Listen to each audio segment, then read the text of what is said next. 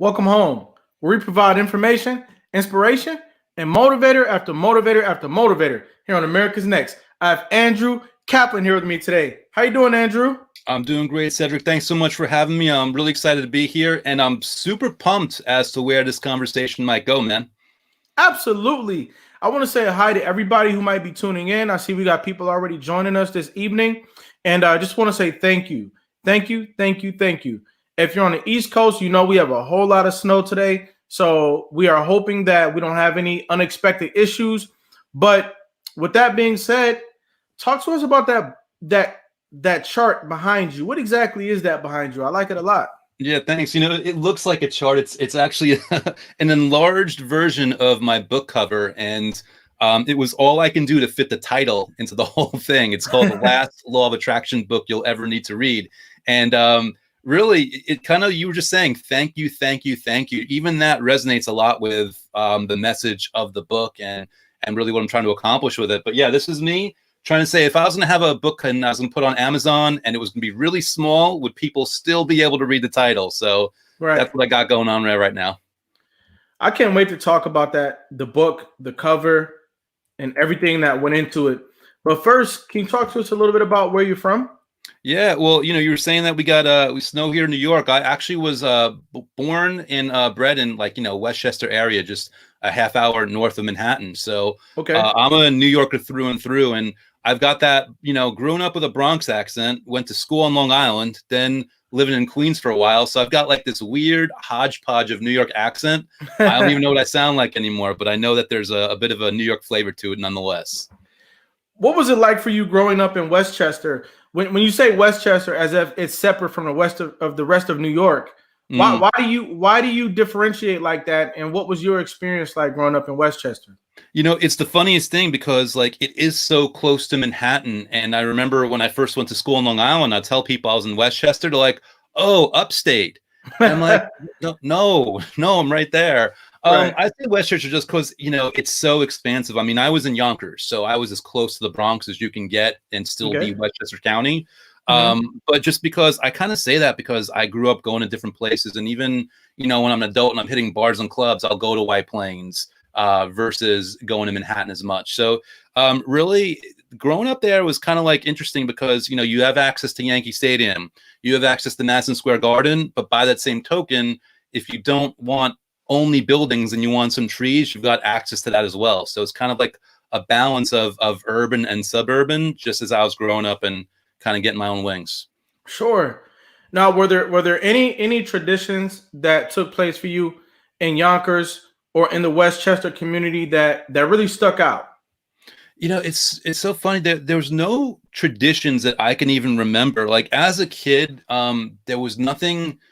There was no defining event or thing that would recur every single year or anything like that, which is kind of strange because I kind of feel like sometimes that's the key to having strong roots. And I ended up having to learn and develop strong roots after I was a kid. So there's nothing even that really stands out other than, going to Yankee games or, I mean, I was a kid before they hit the World Series. So it wasn't even like a tradition for the Yankees, the World Series. I kind of grew up before it even went into the dynasty. So for me, it was about, rooting for the team, but never getting quite there. Now, when you say that your childhood was pretty much uneventful, what does that mean? What exactly does that mean? What was your relationship like with your parents? Did you have siblings?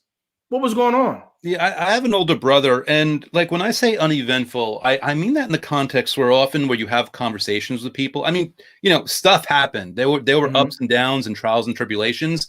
But there was nothing significantly negative that I'm like, well, here's a comeback story. And there's nothing significantly positive where it's like, whoa, this is like amazing. You've got to hear this. It's funny because like for me, my internal story in that point in my life was I was just average. I was just like everyone else. I was like medium height. I wasn't too tall. I wasn't too short.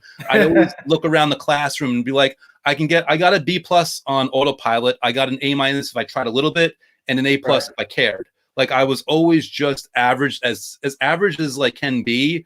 And I would step outside of bounds in rare situations. But that was like my identity growing up. And it really did define me for a while. So let me ask you this. What role did the library play in your childhood? Almost zero, Cedric. And I'll tell you something, man, because as soon as I got out of college, I became an entrepreneur. I read more books in the first 2 years of running my business than high school and college and most of regular school combined. Like for me to like, I mean, luckily I had good teachers. I learned to read and write, but I never studied up. It wasn't a big thing for me. Like I almost had like this second life after that when all of a sudden I'm thrust out into the world. I'm like, all right, well, sink or swim time. I better start to learn some stuff because I don't know anything right now. Right. I want to take a little time out to acknowledge all of the library legends out there, people who went to the library on a daily basis, and it was part of your daily adventure. You go to the library, you meet new people. You might not be, just tearing through books. Maybe you get the computer, you play some games, skip around on the internet and stuff like that. But a lot of people who, from my experience, they lived a pretty much average life. A lot of those people, they spent time in the library.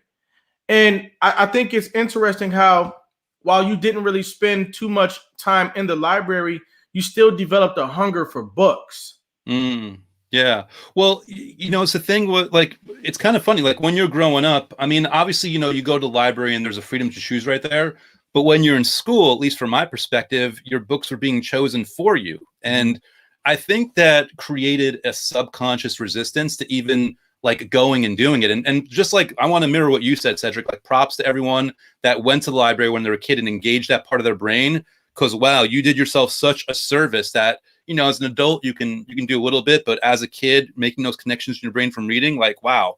But for me, there was, I think, probably like a subconscious resistance. But then when I'm out on my own and I get to choose what kind of books I read, and then all of a sudden, like every book is an adventure. Every book is something fun. And like I read fiction books a little bit here and there. I actually, I read comic books because I was a self-taught artist. My first thing, I was going to be a comic book artist, and then I was going to be a comic strip artist. So I would read them to kind of learn storytelling and images and things of that nature. But past that, I was like more like a nonfiction guy when I started reading books. I wanted to learn how to do stuff. I wanted to understand how to build my skill set. I wanted to understand what can I apply that is already in harmony with who I am as a person that I can use to make my business successful.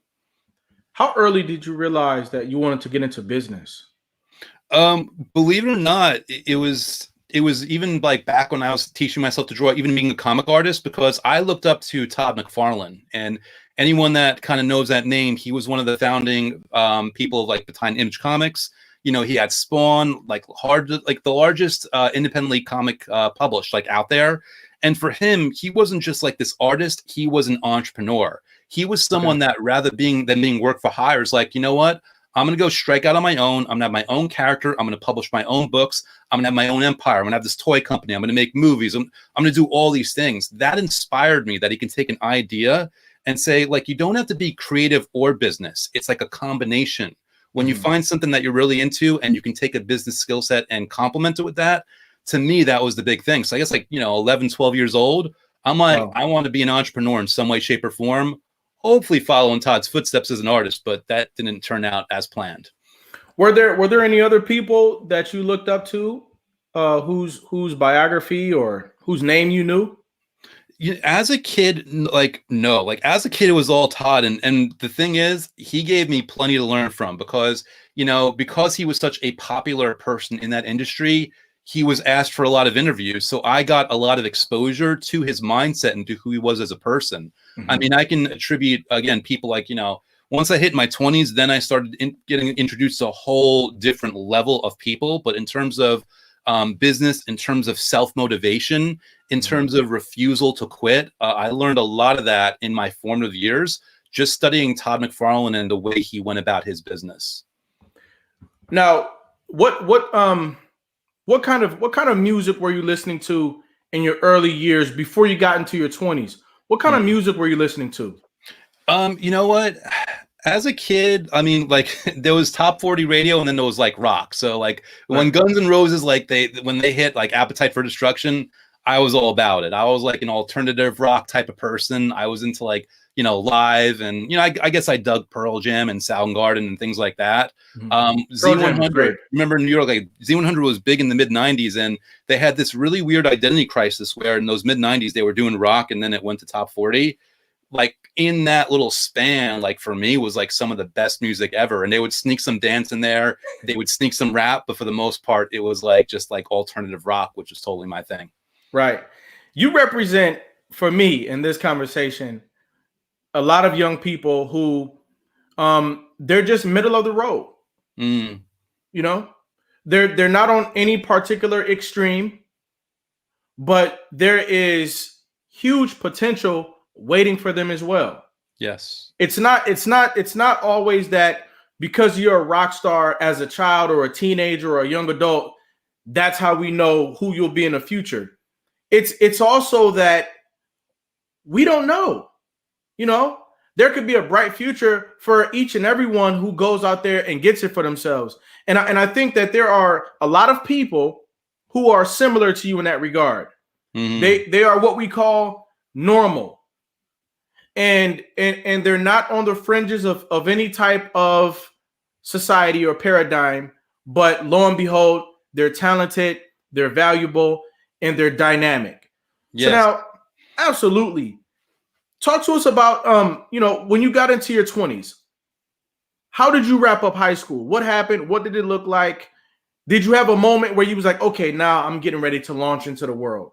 Yeah. Well, it's funny, even like piggybacking on what you're saying here about like being middle of the road, there's an inherent challenge that someone with my personality type that isn't on the fringe will face, and that there's a lack of purpose to what I'm doing. Like, what am I supposed to do? How am I supposed to go down that road? And it was kind of funny because like I remember high school, I was like pre-law. That was my thing. And that was just kicking the can down the road. Like I took business management in college, again, kicking the can down the road. Am I going to, before I start my business, am I going to do marketing? Am I going to do PR? Like what direction am I going to go in? Basically, I'm making moves to kind of put that on hold while just trying to like figure out who I am. Like for me, honestly, no disrespect to my school, 90% of what I learned in college even was outside of the class, interacting with people, getting a feel for, how people are interacting with one another and what are they into, how are they responding to things, how are they dealing with the stresses of college life, that kind of stuff. I'm a very hyper observant person where I'm very interested in human nature and where that's going to go. So for me, like high school into college, I'm just like, what can I do to hold things off? And then just at least like whatever I can do to find out a little bit more of myself. And like, even like that last year of college, I did an internship with the then WWF. It's WWE now, but I'm aging myself here. I'm dating myself. But when it was World Wrestling Federation, like again, when I wanted to excel, I could excel.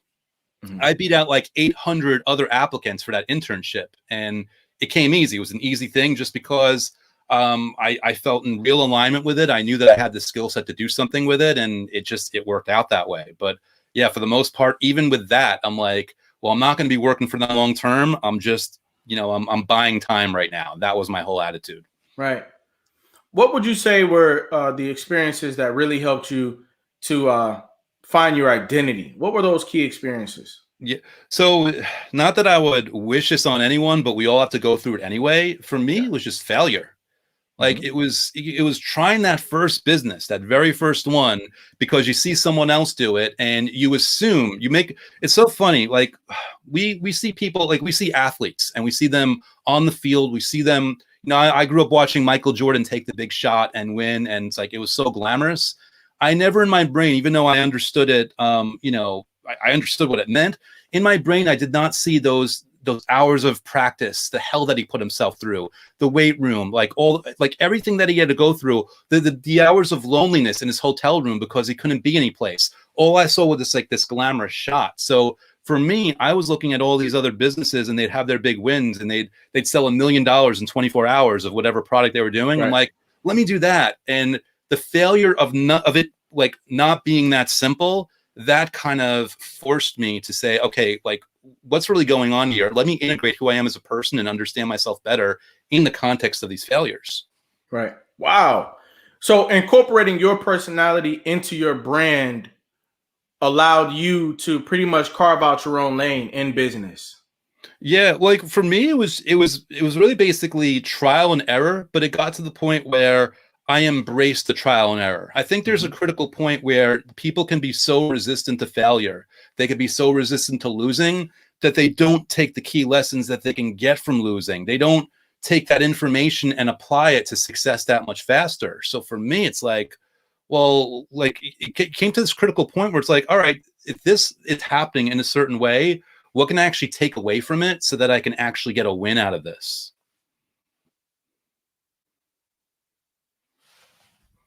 And Cedric, it looks like you may have frozen up. I'm not sure if you've got feedback on your end, but it looks like your screen froze here.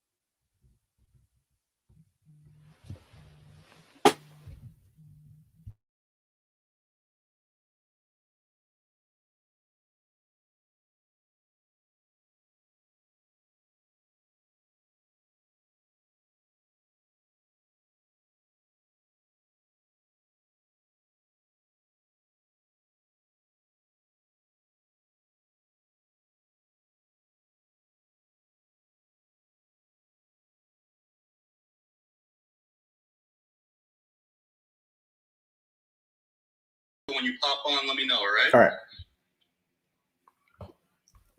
Okay, looks like you're back, man. Yeah, man. The abominable snowman, listen, is unbeatable. He's indefatigable. He never stops. He never stops. But we don't stop either. And Yep. the irony of it is, while we might still have technical difficulties, y'all, we got about 2 or 3 feet of snow outside my door right now. 2 or 3 feet of snow outside here. But we were talking about learning through failure, becoming resilient, and really embracing that journey. I think that's what makes you the expert in the room, is going through those failures. So can you talk to us about 1 or 2 failures that you really learned a lot from? Well, you know, the I'll tell you the worst, man. Go ahead. And this actually, you know, just as I'll have a little backstory just so people can understand. You know, even like with law of attraction, I learned about law of attraction probably 2004, if I'm not mistaken. And that was something where, like, I think a lot of entrepreneurs and a lot of success-driven people can relate to, like, having to kill your own dinner, so to speak. Like, you've got to make it work. If you got to make sure you got to get that sale, you got to get that money going in. So I think a lot of people will gravitate towards, you know, positive thinking, you know, positive mindset, things of that nature. And for me, law of attraction was like one of those things that I'd stumbled on. And it was really interesting because once I learned it, it kind of made sense to me. And I had my successes with it and I had my failures. And I used to think that the law of attraction was inconsistent. And I later find out that it was actually me who was inconsistent. And that's actually the biggest failure for me was, you know, a couple of years later, you cut to 2008. My business was not doing well. My relationship was not doing well. I couldn't hold either of them together. And basically I lost both my business and my girlfriend of 3 years, like with the span of 1 week. Okay. And it was rough.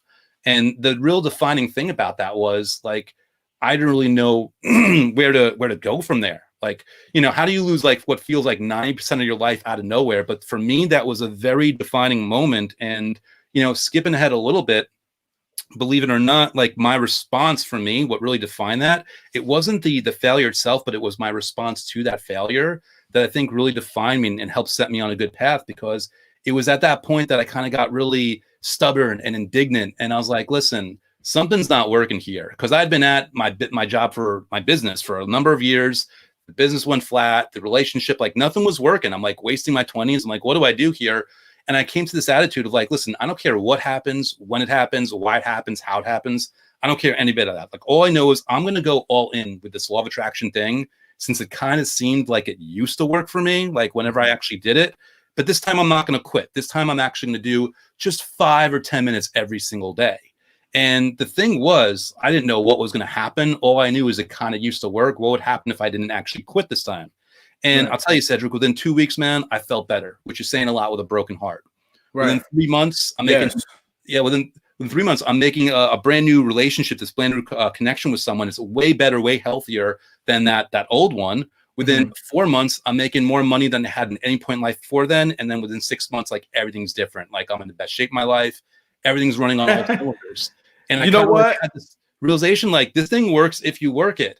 And you know, we were talking about the library before, which again is valuable. But the one thing that I couldn't learn from even those law of attraction books I had read throughout all those years, I didn't learn what I can learn through life experience. It was the life experience of actually doing it and getting that feedback and getting that result that actually changed and defined not only who I was as a person, but how I interacted with the world around me.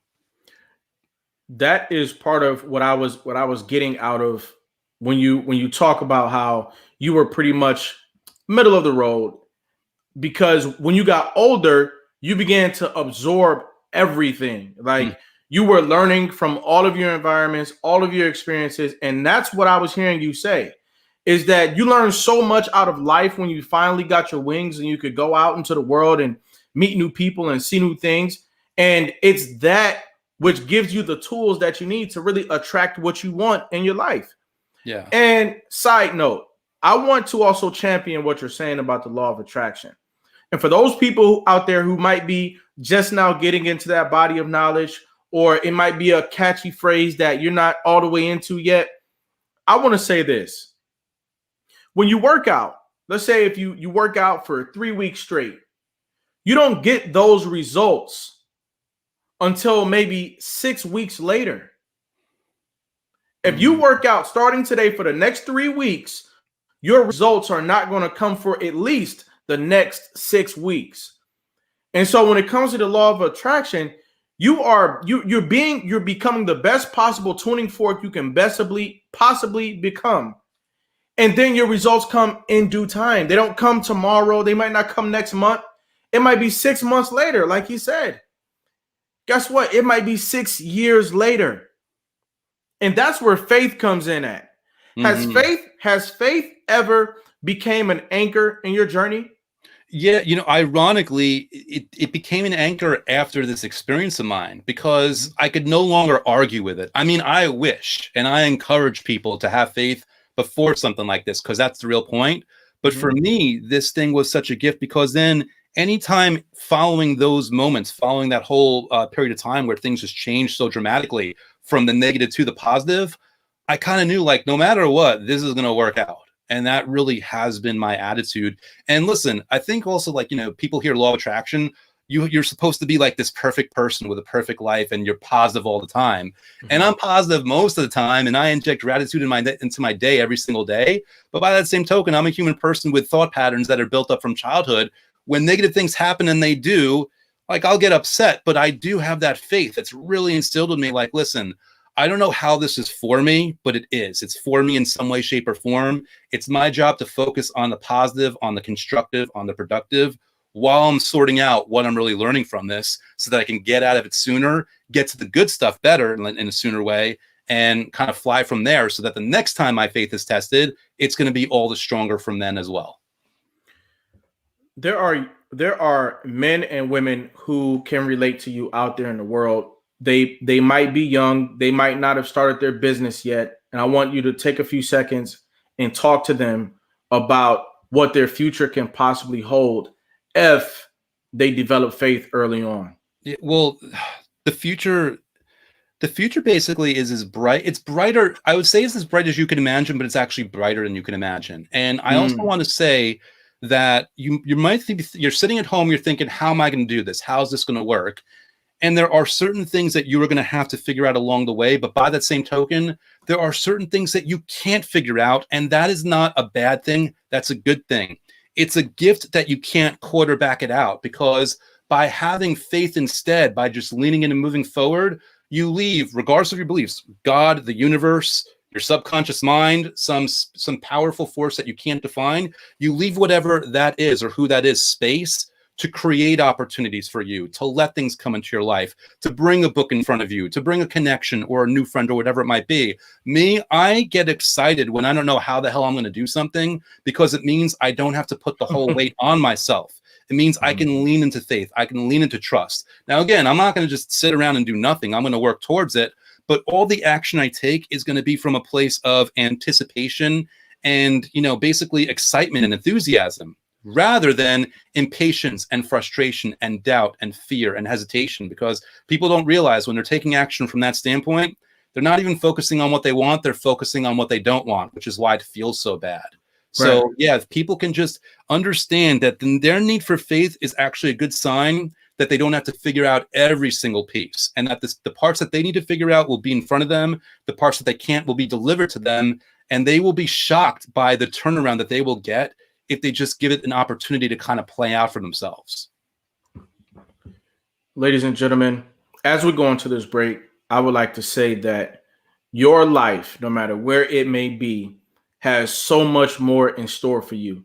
And you got to be reminded today that you are destined to move into different phases in life. You won't stay the phase that you're in today. It won't last forever, especially when you have faith, especially when you are creating your future intentionally. Be intentional about the fact that your life is changing. Your life is not going to be the same thing next year that it is today.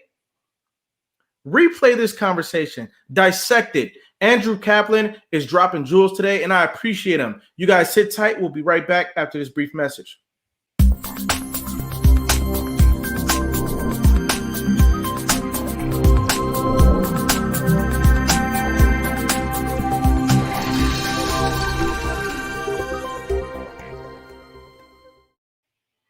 America's Next Motivator, Monday, Wednesday, and Friday at 5 p.m. Eastern, Tuesday and Thursday at 10 a.m. Eastern.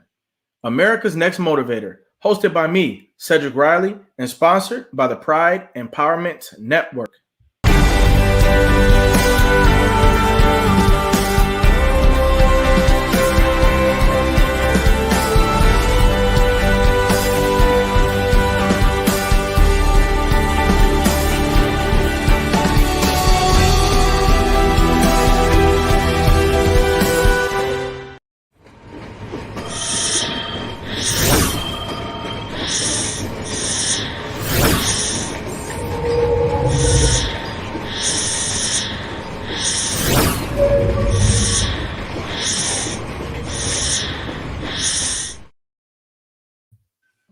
And we're back. Andrew, how you feeling out there? I'm good, man. It's so funny, man. We were talking about the abominable snowman is undefeated, right? Well, Yeah. like I think that was a perfect example of rolling with the punches.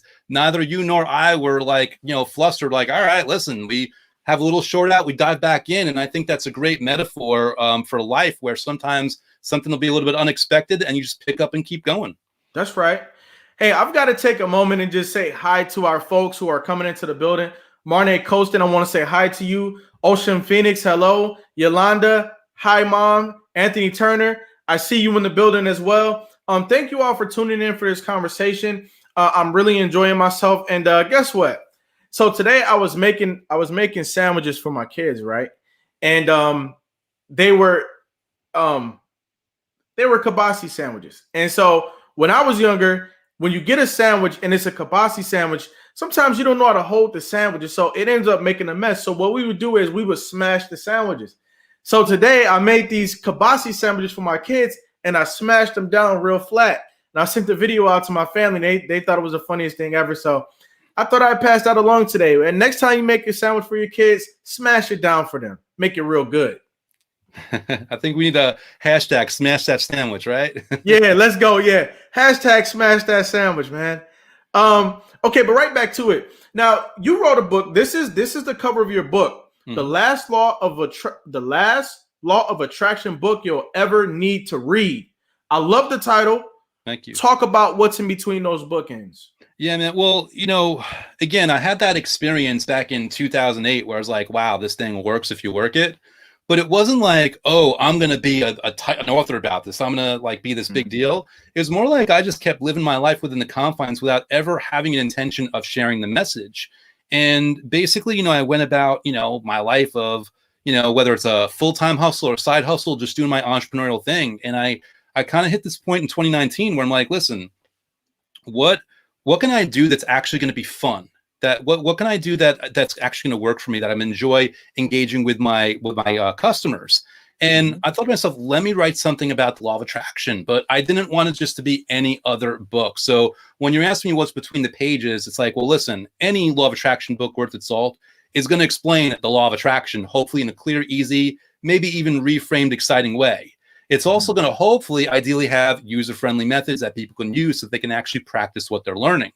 In addition to those two pieces, though, what I did to try to be different, to finally actually make a real dent in the universe, so to speak, was to hold a mirror up to people that have read all these books and done all these programs. And like I used to, would stop after things were starting to work and say, let me explain what's going on in your mind that's stopping you from doing this, so that you can finally stop stopping yourself and you can finally actually use this. And then again, you're going to do it long enough for 2 weeks or a month or whatever, get a result, and it won't be me or the book that teaches you. It'll be your life experience that teaches you. And then you're free to read another book. It isn't the last law of attraction book you'll ever read. It's the last one you'll ever need to read. And as long as I've done that, I've done my job. Now, correct me if I'm wrong. It sounds like this book is for the people who may have heard, well, it's for everybody, but especially for those people who may have heard of the law of attraction before, but they're not currently using it as best as they can. Well, it's kind of like it's with the understanding that a lot of people buy these books. They buy book after book after book. And by the way, they buy good book after good book. They like, these books are useful, but they're not doing it. I wanted to give them something where they could finally take action. But it's not, I mean, the title kind of leans it that way. But if this is the first law of attraction book you're ever reading, good, even better. That means my job now is not to stop the cycle of reading all those books and not doing anything. My job, which again I try to accomplish through the book, is so that you never have to go in that cycle to begin with, that you can just learn it right here, try it, use it, and regardless of whether you believe in the law of attraction or not, get a result. And to kind of, you know, try to set a record here for longest winded answer, just an extra piece, because you were talking about working out before, and I think that's so valuable. The way I explain the law of attraction to people who are on the fence of like, does this thing even work, is I liken it to lifting weights and getting muscles. And I often tell people, listen, I'm going to give you two explanations as to how lifting weights gets you muscles. Explanation number one is that when you lift weights and you go to sleep at night, the muscle fairy comes and waves a magic wand, poof, you've got muscles. Explanation number two is when you're lifting weights, you're putting so much stress on your body that your muscles are tearing in little areas throughout. And then your body responds through healing itself by filling in those gaps with more muscle fiber. Now, I know that's a butchered explanation, but I also know most people will go with that as an option. But I'm here to tell you, it doesn't matter which explanation is true. All that matters is you put an X, you get Y. You lift weights, you get muscles. And by the same token, whether or not you believe in the law of attraction, or maybe it's your subconscious mind, or maybe it's something else, when you do these methods of gratitude or visualization or scripting, a result by hook or by crook will come. And all I want to do is get you out of your way long enough to get the result, so that even if you don't believe in it, you can make that choice moving forward. That's right. I think there's a factual basis to the law of attraction. I think that everybody needs to discover it at one point in their life. It's a key to success. And we know that there's a cause and effect for everything. Mm-hmm. You have to engage in that cause and effect relationship in your life. And so I love the title of the book. I love what the book is doing and the legacy that it's establishing for you. But you also do a podcast. Mm-hmm. Now, what was the journey like for you of creating a podcast? How did you come up with the title? Smash the Mold. What's the name of your podcast? It's actually Shatter the Mold. It's really funny. That was actually the project before this. Like, okay. This is I think I did that. I released that early 2019, and that was where I was just trying to redefine what I'm going to do with my business, who I'm going to serve, how I'm going to give value. And the original the name was going to be Break the Mold. And obviously, I do a quick Google search, and I find that Break the Mold has already been taken by more than one podcast. Right. I'm like, okay, that isn't meant to be. Okay, well, then I've got to ramp it up. What is bigger and more dramatic than breaking something? I'm like, all right, let's shatter the mold. And shatter the mold in the sense of we often find ourselves falling into patterns of thought that everyone just follows without ever questioning. And the whole premise of Shatter the Mold, while it leans more for entrepreneurs and while it covers that specifically a lot more because they get a lot more of those guests, the whole thing is whether it's business or, you know, working out or health or relationships or whatever it might be, introducing people to ideas that kind of go against the grain, that are unique in their own way, but also are effective. I think there's so much going on where people, they're so tempted to do it just one way because they're told that way works. But oftentimes it's the counterintuitive approach, the thing that most people aren't doing that makes the difference. I remember, I forgot the name of it, that movie Leonardo DiCaprio with the stocks, where he said, like, if you find out about it in the Wall Street Journal, you're already too late.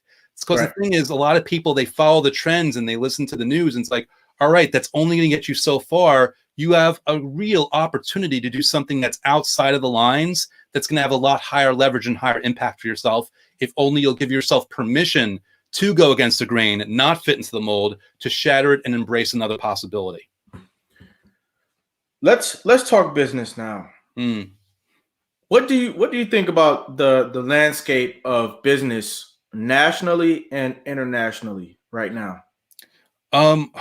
I think we are in a very interesting spot because there's a lot of talk going around, and depending on how you respond to that talk, you might be going again down a completely wrong lane, down the predictable lane, or you might be forging your own path. I think we are at a really critical point where it sounds so cliche to say, Cedric, because everyone says it every single year.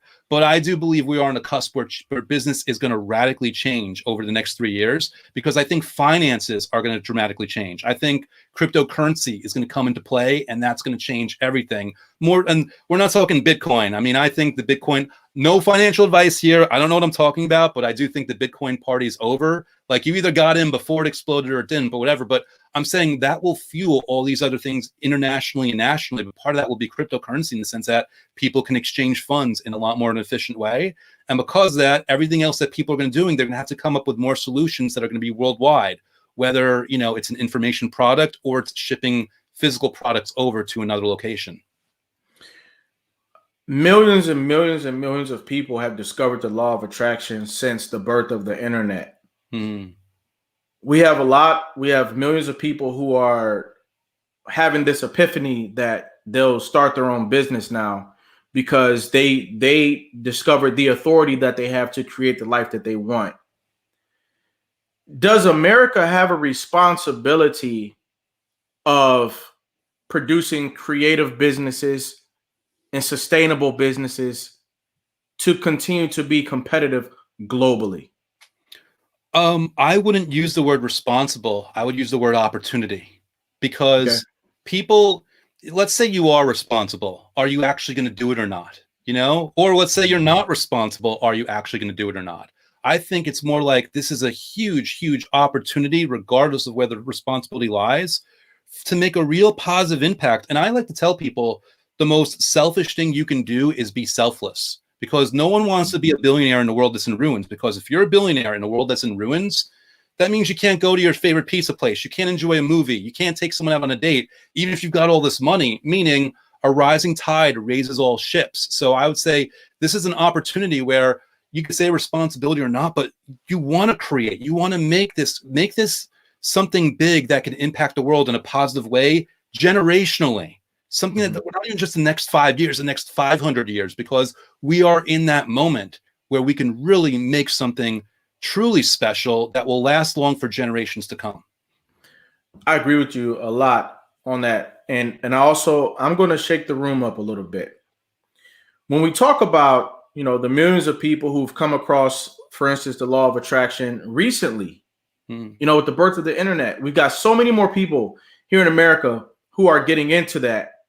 But when you look at other cultures, it's almost like a fundamental aspect of life. It's something that they've been learning from a young age for generations and generations and generations. Yet and still, America is a very influential country. And so when I say responsible, I'm saying look at the level of ingenuity that's happening in the world around us. Hmm. Look at the position that China is getting into because of their ingenuity, the things that they're creating. Just look around, and then look at the word responsibility. When I say are we responsible, I'm saying do we take this time frame right here where we all want to start our own businesses and continue to push America up and forward because we are creating great brands that are holding excellent values for our future. That's where I was going with that.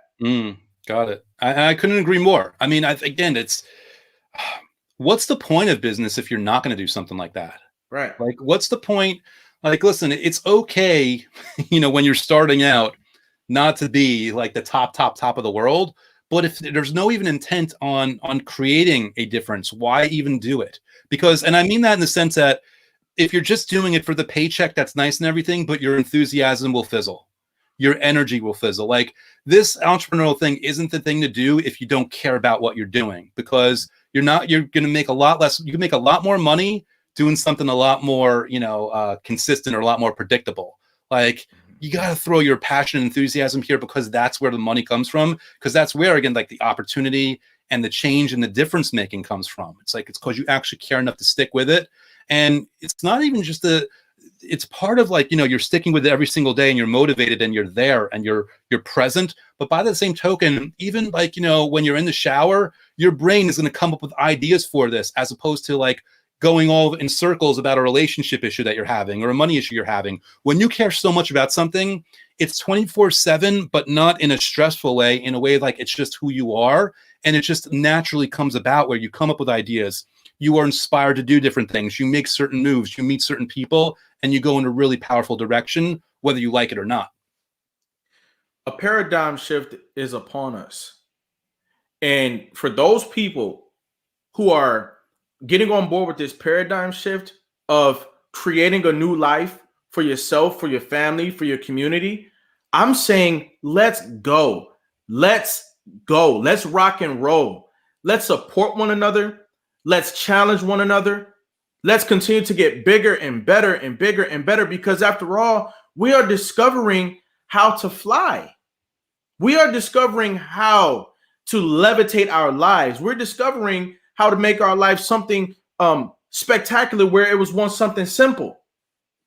And so for everybody who's got 1 foot in the water or both feet in the water, or your business is taking off, I'm putting two batteries in your back today, and I'm telling you, let's rock and roll. Because everybody else is getting it.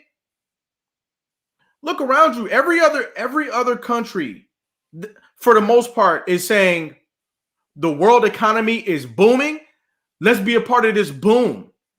Things are decentralizing, and it's not going to be good enough. It's not going to be good enough that you're from New York or you're from America.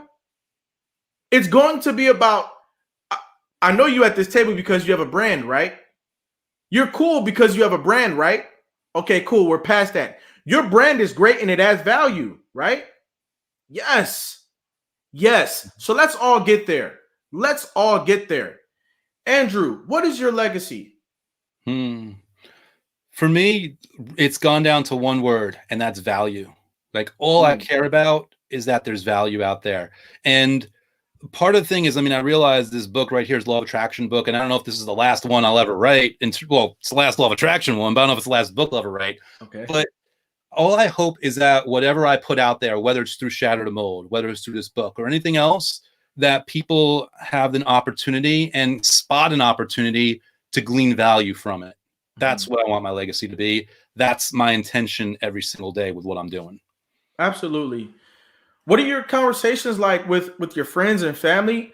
People who might have thought that you just be simply working a day job or working in corporate America, but you're kind of changing the paradigm. What are your conversations like these days? Well, there's no challenges because people they know me, and I'm not a very confrontational guy, but they do know I'm so far in that it's not like they can talk me out of it. So most of the time, it's really like whenever there's good news, there's a congratulations. But it's one of those things. It's almost like if you see like, the biggest football player on the field walk around and you want to have a conversation about tackling, like, listen, he's doing the tackling no matter what. So it is what it doesn't even become a conversation. That's kind of like, just like you were saying, you've got your brand, that part's already established. Like for me operating in this way and being this type of person is already established. So conversations really jump off from there in whatever other direction they might go in. Sure. That's exciting. It's exciting when people are pretty much creating the life that they want to live because they're building a business and you're invested enough that you're not going to be moved. Like tomorrow, you're not going to be on to something different. And so I think that's very exciting. And it prompts me to ask, what would you like to see in your own future?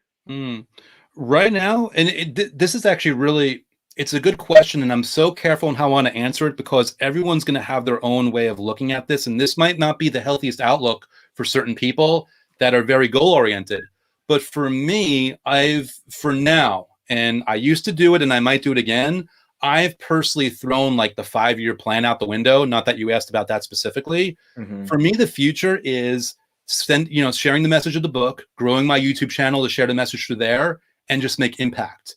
Long term, I'd love to sell 1 million copies of the book. I'd love to have 1 million subscribers of the YouTube. Not so I can say, hey, 1 million, look how special I am. Just because it's a nice guiding northern star to keep me moving until I make a determination of a more specific thing.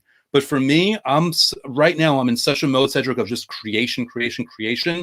I'm not even worried about where it's going because I'm personally leaving myself a lot of possibility as to how it might unfold without trying to force it. And again, that is not the right thing to say for certain people. Certain people know what they want and they want goals, and that's healthy for them. So I don't want to talk anyone out of that. I just know for me, where I am in my life, that's the direction I'm going in right now. I think that's an absolutely great response to that question. Your membership in the present is going to create your future. Yes. And so, that kind of segues directly into the next topic, which is, who we are in the present. What are some of your discoveries about the present, your ability to impact the present? And you said that you're doing a lot of creating right now. So talk to us a little bit about, what is your regimen for creating? For those people who might have writer's block, creator's block, they want to figure out how to kind of open that well of creativity in their lives so that they can expand the present. What's your regimen like? Well, so for me, the regimen, it's kind of like an indirect way of getting there. So for me, I think when enthusiasm bleeds into what you're doing, you'll get up and you'll do it. Like when I wrote this book in 9.5 weeks, and I did it by waking up. No, you did not. No, you did not. Well, no, you did not. I could say I wrote it in 16 years because it took me 16 years to get the knowledge, and it took me a month to map out notes. But when it came time to write it, 9.5 weeks, 208 pages, it was done. And that was because I had a certain level of enthusiasm where, I let the words kind of just come out. I type them out and then I massage them later on. I let it just go out. So I think the key when people might be having writer's block is how much do you care about what you're doing right now? And also, can you give yourself permission to not be perfect? Can you give yourself permission to suck? I made the cover very early and I would have it up on the screen before I started writing because it kind of got me like really focused, and then boom. And I spit out on the page knowing I could edit it and knowing that it didn't have to be perfect. I gave myself permission to not be perfect because perfectionism often will hold people back in ways that they don't realize. So if you're really enthusiastic rather, and you're not holding yourself up to an unfair standard, you will shock yourself with how much you accomplish. And little cheat code, by the way, if you don't have enthusiasm and you want to install it, that's what gratitude comes in. I have a thing every day where I leave a message for my friend across the country, and he does the same thing for me, where I just speak into the phone all the things I'm grateful for.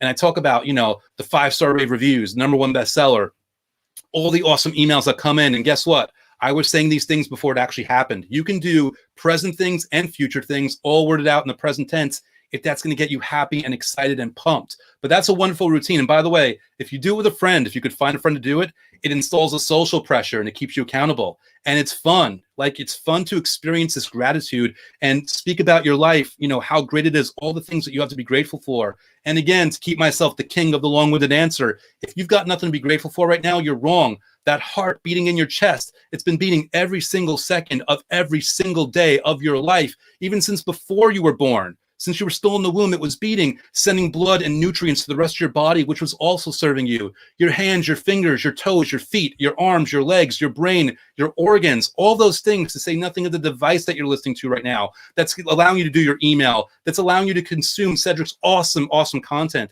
that's allowing you to go on YouTube and learn things, that's allowing you to run your business, that's allowing you to look for that job in the meantime, like whatever it might be. You have got, no matter what kind of stress you're under, you've got so much to be grateful for. When you are grateful, you have enthusiasm. When you have enthusiasm, you will produce. And if you're letting yourself not be perfect with it, you'll produce way more. And then you can even edit it before you let it out there, but just put it out there. When I record Shatter the Mold, man, those first episodes, in my opinion, sucked. Not because it was on the guest, it was on me. It's because I wasn't good. But I published. I shipped. You got to ship. That's the key to it all. Ladies and gentlemen, I hope that you're feeling the energy coming through your screen and your ear pods today, because he's saying the types of things that is inspiring me today. Give yourself permission to not be perfect. Go ahead and release, create, flow. Let yourself flow. Be encouraged by that today. I really like the advice that you gave us when you talked about installing enthusiasm through gratitude. Finding somebody and using positive self-talk for yourself, someone else, and then over time allowing that to spark your enthusiasm and accountability. Yes. Absolutely huge. Ladies and gentlemen, go out there, get someone in your life, talk to them about that which you want to do, and have them do the same for you, and then speak positively to each other. You know, I think, I mean, I really, really, really like that. 200 or more pages in 9 weeks. You said 9 weeks, right? 9.5. 9.5 weeks. I'll admit there was an extra half a week on that one. Right. Man, you know, I've been trying to write a book for a long time. And part of it for me is that I do want the book to be great. Mm-hmm. A book is something that, you know, I have a lot of respect for. I don't think you can just, you know, arbitrarily just write a book, depending on who you are, obviously. But I think it's a big undertaking. Mm-hmm. And I find it interesting. I just think that you're very, very talented. Thank you. To have been able to write a book in 9.5 weeks. I find you to be very, very talented. I find you to have always been talented. Not always outspoken, but always talented. And it shows when you can write a 200-page book in 9.5 weeks. I appreciate that. And by the way, for any aspiring authors out there, and I don't know, Cedric, if this is your style or writing style, but sometimes a cheat code, even though I didn't do it for my book because I'm just psycho, but a cheat code that you can do is you could almost like interview yourself. Like, because by the way, you don't need me to tell you, you are so good at interviewing. If you were to write questions out and then have someone that you cared about sit down and ask you those questions that you know is the content of the book, and you give your answers, you send it off to get it transcribed, and then you don't write the book, you edit the book. Like me, I didn't do it that way, but I did edit this book in the sense that I spit out a lot of ideas, and then I went through it 9 or 10 times, fixing it up, moving the words around so that was perfect. It was much easier for me to edit something that was already there, that already existed, rather than trying to come up with it out of thin air. You were such an inspirational speaker. Not that, you know, feel free if you want to follow this thread, have somebody ask you the questions that you want, you give your answer, and the book will pour out of you effortlessly. Wow. Everybody take notes of what he's saying today. I think that's very helpful. Our world changes when we produce books. Our world changes when we produce our own brands, when we get into the shoes of individualism and move forward that way. Our world changes. Now, for you, I've got 3 questions for you as we round third base here. But real quick, I just want to know your thoughts on happiness. What are your thoughts? What are your thoughts on happiness? I'm gonna leave it open. Talk about happiness for about 30 seconds. So I think happiness is a lot more accessible to people than they realize. And joy is a lot more accessible. Sometimes people look at happiness and joy as results, and they are, but they're also strategies. If you could find ways through gratitude to experience happiness or joy, then all of a sudden you'll give your brain or the universe, depending on your beliefs, more reasons to reinforce that, and you will find yourself being happier more often. What is survival to you? Survival means waking up every single day. Did I wake up today? All right, I survived. What is success to you? Success to me basically means achieving or reaching a standard I've set for myself as to what is a satisfactory life. And I'm careful with the word satisfactory because, again, it means I'm not judging myself too harshly, but I am holding myself up to enough of a standard that I'm actually enjoying the moment and enjoying those results. That to me is what success is. What is greatness to you? Greatness, honestly, man, it's self-acceptance, because everybody is great. And it sounds cliche, but not to people here, not to you listening, not to them. When you give yourself permission and you give yourself forgiveness, you say, listen, I'm going to accept myself. Greatness, it's always there. It's really just, the shroud of doubt and insecurity and social programming that's over it all the time. Everybody is great. And when they accept themselves, they will shock themselves with the kind of greatness, whether it's a book, a product, some kind of accomplishment, or even just a relationship, whatever it might be. There's so much greatness out there, right there in front of you, right there available to you. You just got to realize that it's all about you. Andrew Kaplan, I want to let you know that I've listened to your story today.